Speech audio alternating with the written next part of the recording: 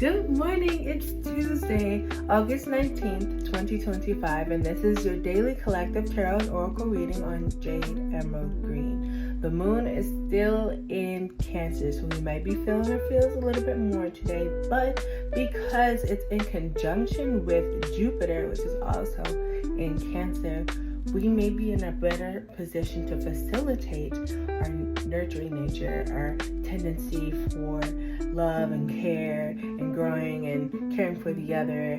That paired with the planet of luck and harmony, we just may be feeling good all around, as opposed to anything less than that. We're more generous than usual.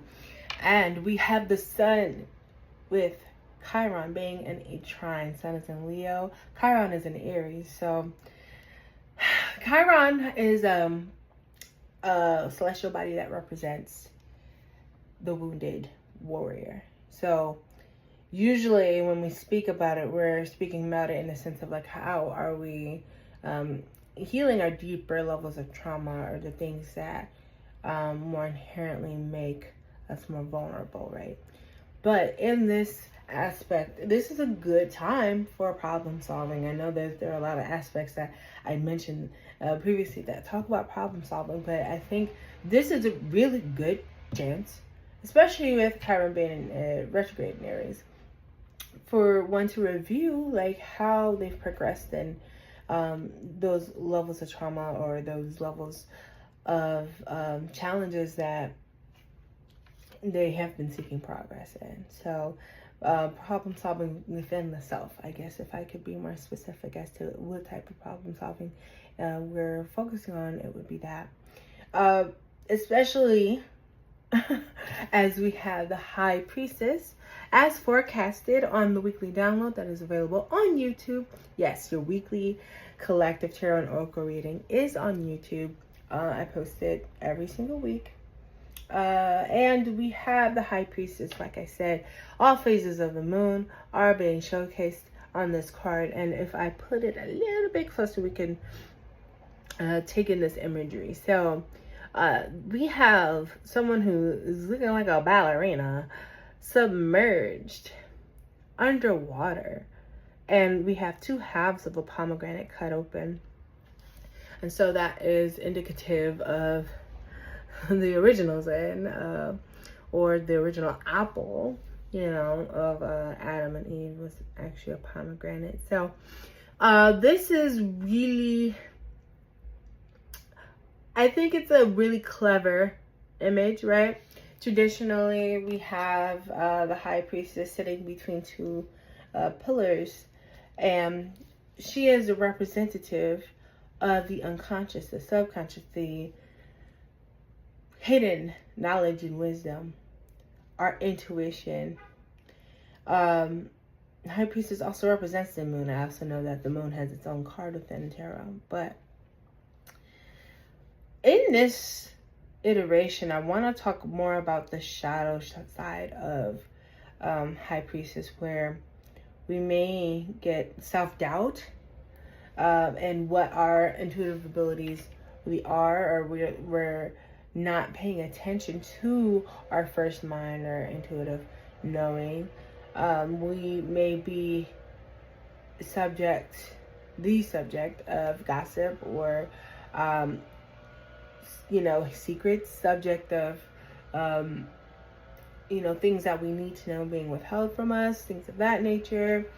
The High Priestess in its shadow side can represent some challenging things, basically.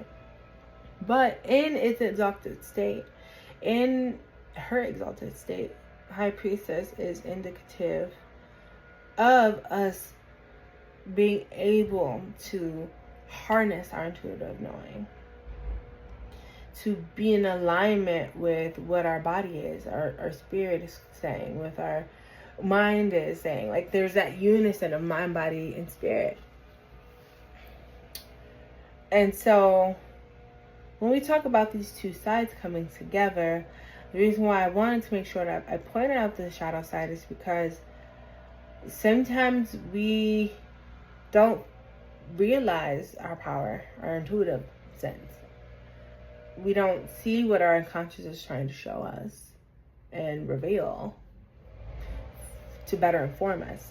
So for our 2 oracle pools that better inform this tarot pool for the High Priestess, we have Medusa and Jumbie. So Medusa, as we know, is a Libyan shadow of rage. Also been co-opted in Greek mythology and Roman mythology, and we're not going to get into that. But you know Medusa, she ain't playing. But we also have Jumbie, shadow of masks. So when we talk about rage and masks, sometimes our anger doesn't show up in the ways that is more obvious. Sometimes we are able to keep our anger from rearing its ugly head by putting on a mask. And sometimes we betray our higher knowing by wearing this mask, by not showing our rage, by, doing what it is that is, in essence, people pleasing. So, in what ways are you betraying your inner knowing?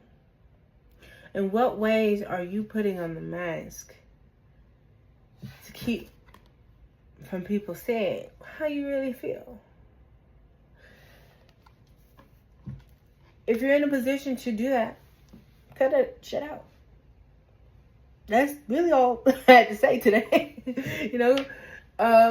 Show where you are not a 2 or a 3. And I have to do a shameless plug.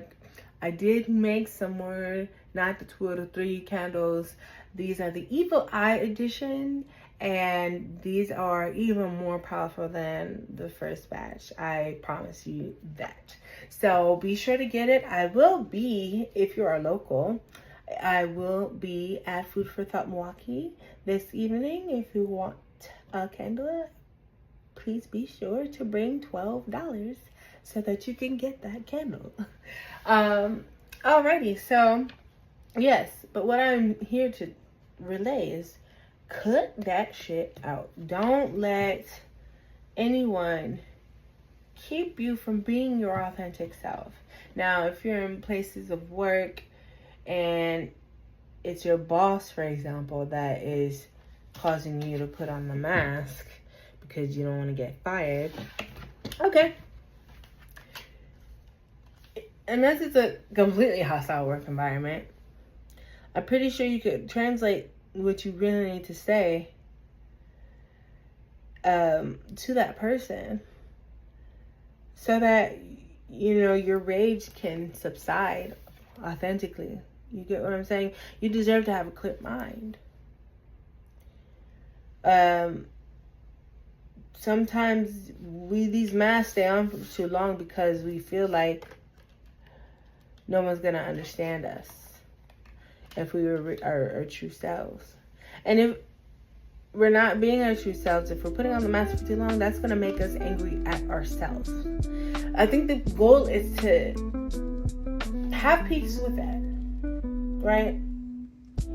Sometimes we don't say something that we really want to say, and then we become resentful within ourselves for not saying what needs to be said. Instead of, having that other person deal with that, and let us be at peace. So I'm going to leave it right there. Thank you so much for watching. Come back tomorrow on Wednesday, August 20th. We'll do this all over again. Alrighty, ciao, ciao.